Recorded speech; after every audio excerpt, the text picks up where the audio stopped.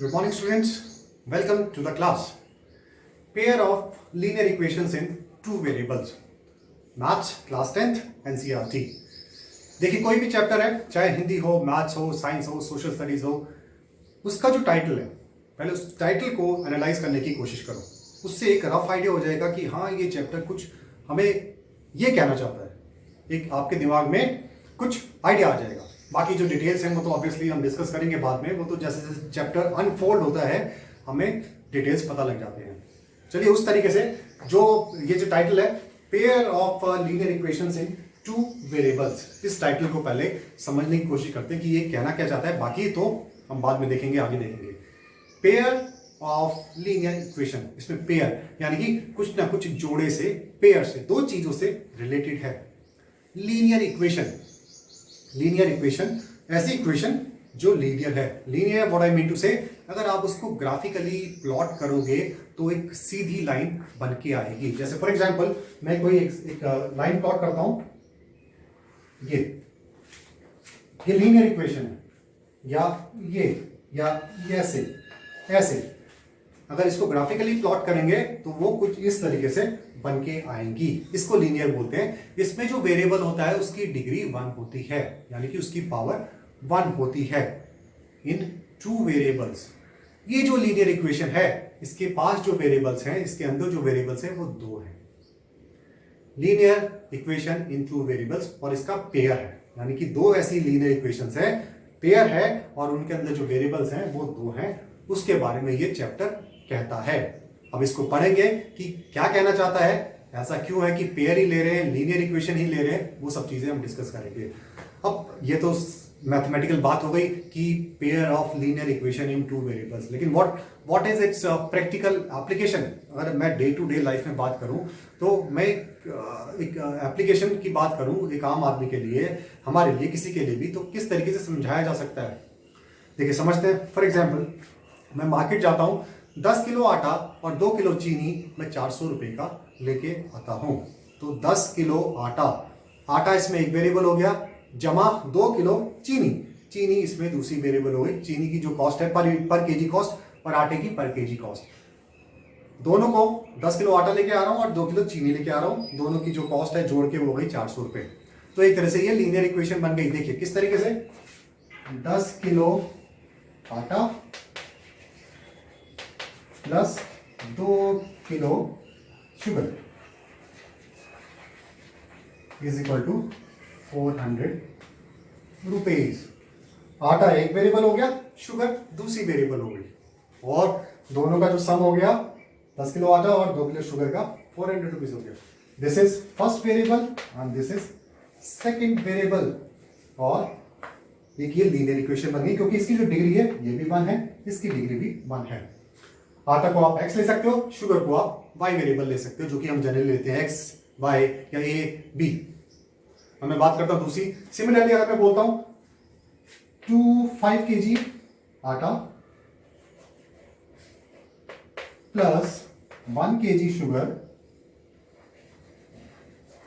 ये मुझे मिली 200 रुपीज की.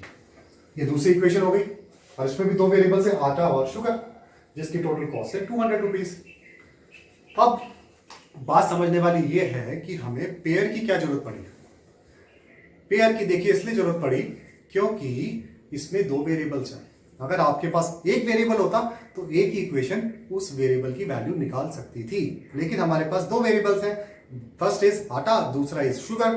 तो इनकी वैल्यू निकालने के लिए, दो वेरिएबल्स की वैल्यू निकालने के लिए हमें दो इक्वेशंस चाहिए होती हैं. तो that is why we say that we should have a pair of linear equations in two variables. अगर दो वेरिएबल है तो हमें पेयर चाहिए लीनियर इक्वेशन का, उन दोनों वेरिएबल्स की वैल्यू निकालने के लिए.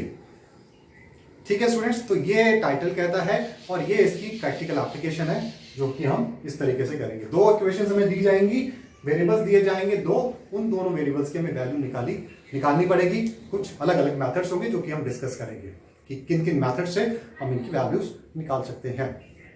चलिए अब बात करते हैं ये जो पेयर ऑफ लीनियर इक्वेशंस है दिखेंगी कैसे. कुछ इक्वेशंस जो कुछ पेयर ऑफ लीनियर इक्वेशन, अगर ग्राफिकली मैं बात करूं, ग्राफिकली अगर मैं प्लॉट करूं कैसे दिखेंगी, कुछ ऐसी दिखेंगी, ये एक लाइन की इक्वेशन हो गई, ये दूसरी हो गई, इंटरसेक्टिंग दिखेंगी। अगर मैं इसको प्लॉट करूं तो intersecting,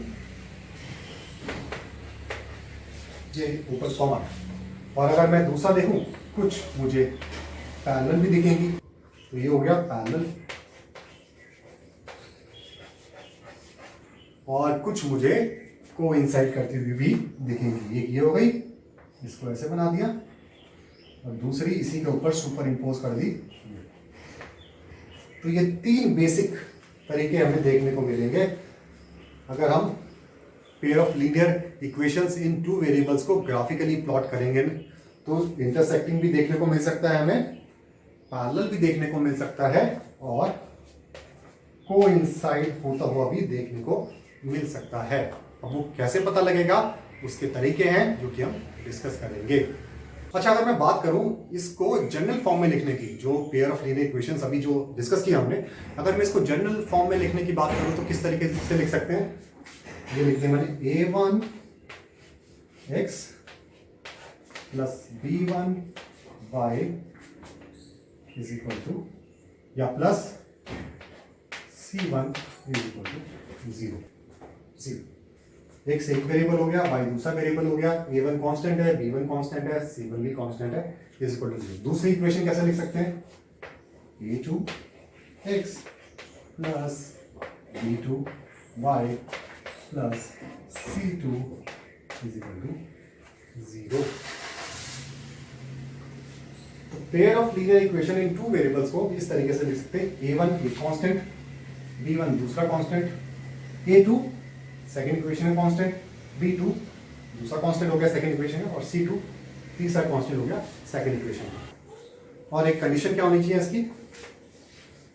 a1 square plus b1 square should not equal to 0, और दूसरे केस में ये a2 square plus b2 square should not equal to 0। इसका मतलब क्या हुआ? मतलब ये है कि a1 का स्क्वायर कोई भी कांस्टेंट है, और b1 का अगर आप स्क्वायर लेते हैं वो 0 के बराबर नहीं होना चाहिए। अगर 0 के बराबर होगा तो ये इक्वेशन ही खत्म हो जाएगी, कुछ नहीं बनेगा। तो ये कंडीशन है एक लीनियर इक्वेशन को बनाने के लिए, पेयर ऑफ लीनियर इक्वेशन को सॉल्व करने के लिए। तो ये तो इंट्रोडक्शन था। अब आगे समझेंगे, एग्जाम्पल्स करेंगे, उनको सॉल्व करने की कोशिश करेंगे, तरीके सीखेंगे किस तरीके से लीनियर इक्वेशंस को सॉल्व किया जाए। आगे बढ़ते हैं।